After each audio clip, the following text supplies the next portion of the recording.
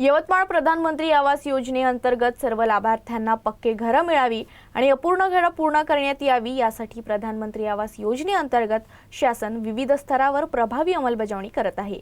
दरम्यान या योजनेच्या प्रसारासाठी जिल्ह्यातील जिल्हा परिषदेच्या ग्रामीण भागातील शाळांनी प्रभात फेरी काढली आहे।